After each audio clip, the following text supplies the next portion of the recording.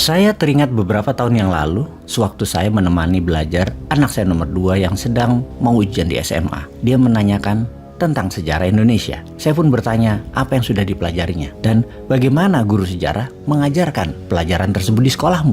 Dijawab olehnya bahwa kelas tersebut membosankan gurunya, kayak sedang baca, datar, tak berirama, serta hafalan. Misalnya, kapan Perang Dunia Kedua terjadi, kapan Julius Caesar mati, bukannya mengapa perang di Penogoro terjadi, mengapa Tsar Rusia dibunuh, siapa kelompok pemuda yang membawa Soekarno-Hatta ke Rengas Dengklok, kok pinter banget mereka. Jadi seru kita mengetahui mengapa sebuah peristiwa terjadi. Demikian dia mengeluhkan pelajaran yang membuatnya tidak semangat belajar di kelas sejarah tersebut. Dengan cerita tersebut, alih-alih bukannya langsung mengajari, malah pikiran saya terbang ke sebuah masa lalu di mana saya jadi teringat selagi masa kuliah saya di negeri seberang. Salah satu pelajaran wajib bagi murid asing seperti saya adalah mempelajari sejarah Amerika, American History 101 nama kelasnya. Di kelas tersebut, siswa didongengkan cerita tentang bagaimana Amerika itu terbuat, bagaimana the land of the free tercipta, bagaimana American Dream dan everything possible in America terjadi. Yang membuat saya terkesan adalah ketika hari pertama kelas dimulai, saya teringat saya mengambil kelas tersebut dalam liburan summer, di mana siswa banyak yang memilih menikmati liburan selama 3 bulan. Namun, banyak pula yang mengambil kelas summer, termasuk saya. Kelas American History 101 dipimpin seorang guru muda, wanita, mengajar dan mendongengnya bagus sekali, setidaknya menurut saya. Dan yang membuat saya terus teringat karena pengalaman di kelas tersebut ketika dia mengajukan pertanyaan di awal kelasnya. Is there anyone here comes from Indonesia? Kelas hening dan saling toleh satu dengan yang lain, dan saya yang duduk di tengah mengacungkan jari saya. Me ma'am, I'm comes from Indonesia. Dia mendekat dan menatap saya. Well, very nice. Do you know that America very much possible be located in Indonesia instead in here in America as we know today? Dia menanyakan kepada saya apakah saya tahu bahwa negara Amerika bisa saja berlokasi di bumi Nusantara, bukan di bumi Amerika seperti yang kita kenal sekarang. Saya pun menjawab, no ma'am, I don't know. Saya jawab dengan otak setengah hang, tidak mengerti. Well class, does anyone of you knew about it? Dia menanyakan apakah sesi kelas ada yang mungkin tahu. Yang dalam sekejap di kelas banyak yang geleng-geleng kepala para siswanya. Baik, maaf saya tidak melanjutkan kalimat dan cerita selanjutnya tentang guru sejarah tersebut. Namun saya tahu sang guru sejarah saya memiliki kemampuan komunikasi yang baik, sangat baik. Dan ini menjadi standar mengajar di kampus saya dulu. Kalimat pembuka tersebut contohnya adalah sebuah teknik komunikasi yang mumpuni. Dalam mind concept atau peta pikiran, cara komunikasi yang dilakukan oleh sang guru tersebut namanya fascinate, atau sebuah kata pembuka yang bisa membuat orang terpukau dan manut dengan apa yang dikatakan oleh pembicara tersebut. Dalam informasi kali ini, maksud saya adalah ingin memberikan masukan kepada anak saya mengapa guru-guru saya sewaktu belajar di negeri seberang, pelajarannya gampang dan mudah masuk ke pikiran para muridnya, karena mereka menggunakan teknik komunikasi yang bisa menghipnotis lawan bicara. Teknik ini seakan menjadi standar mengajar di sana. Hal ini saya ceritakan ke anak saya sekaligus mengingatkan saya bahwa sebaiknya para guru tersebut di Indonesia tentunya memahami ilmu komunikasi. Ilmu tersebut sederhana, rumusnya FIRST.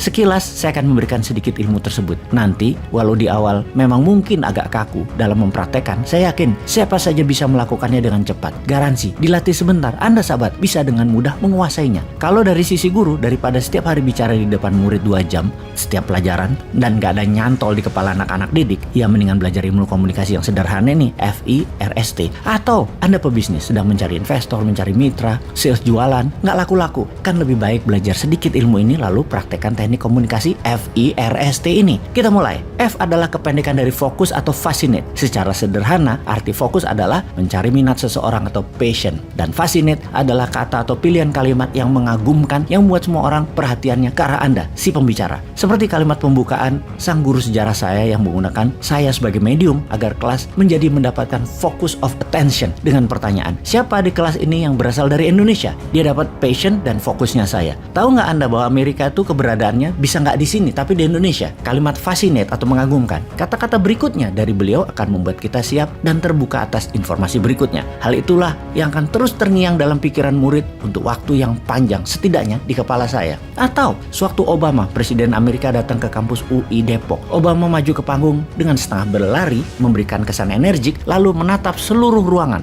menyapa dengan tanpa kata-kata, lalu tersenyum dan membuka kalimat dengan pulang kampung nih ya. Kalimat itu langsung masuk top of mind. Diteruskan, baksonya enak ya. Saat T, tepuk tangan meriah dan panjang adalah feedback, tanda pendengar suka dan hatinya terambil oleh Obama pada saat itu. Dan dalam seketika, dia sudah mengambil alih perhatian semua orang. Kalimat selanjutnya, semua orang sudah open mind dan mengangguk, pasti setuju, pasti suka. Tentunya, dengan F saja belum membuat seseorang akan mengerti dan paham maksud Anda, apalagi menjalankannya. Namun, pembukaan yang benar membuat 4 hal yang tersisa akan mudah dilaksanakan. Dan dengan demikian, Anda menjadi master pembicara. Selanjutnya ada I, R, S, dan terakhir T. T adalah kependekan dari termination atau penutupan. Database masuk dalam pikiran atau program harus dikunci, di-lock, ditutup. Kalimat terbuka atau tidak ditutup membuat pikiran tidak mengerti karena tidak lengkap data masuknya. Bayangkan pikiran Anda adalah program komputer. Dalam bahasa komputer kita akan memprogram dengan if, then.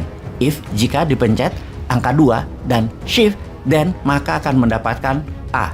Itulah ilustrasi cara kita membuat program. Dalam komunikasi, banyak orang tua merasa anaknya bandel karena tidak nurut. Sudah diperintah dengan jelas, jangan banting itu pintu. Sang anak tetap membanting pintu tersebut dengan keras. Nah, nanti jangan lari-lari ya di rumah Tante A. Ternyata anak-anak bercanda kejar-kejaran sampai prang, ada piring pecah. Kita mungkin menganggap anak tersebut bandel. Namun dari sisi komunikasi, sebenarnya kita yang salah. Kalimat langsung tersebut tidak menggunakan kaidah FIRST. Kalau menggunakan teknik tersebut, komunikasinya begini. Dengar mama sebentar ya nak. F. Kamu kan anak pinter. I. Anak pinter nurut sama saran mama kan? R. Nanti di rumah tante jangan lari-lari ya. S. Karena di rumah tante banyak piring keramik. T. Nanti pecah. If. Bisa melukai kaki dan membuat tante sedih. Then. Anda akan terkejut. Dengan 5 kalimat singkat, tahu-tahu anak Anda menjadi anak baik, manner, dan anggun. Itu adalah teknik FIRST. Saya mohon maaf ya tidak menjelaskan dengan rinci. Yang sisanya I, R, dan S. Karena saya pikir belum tentu para sahabat memerlukan ilmu sederhana ini. Yang sudah diurai panjang-panjang, si Bosman menggurui lagi. Mohon maaf ya, hanya sedikit berbagi.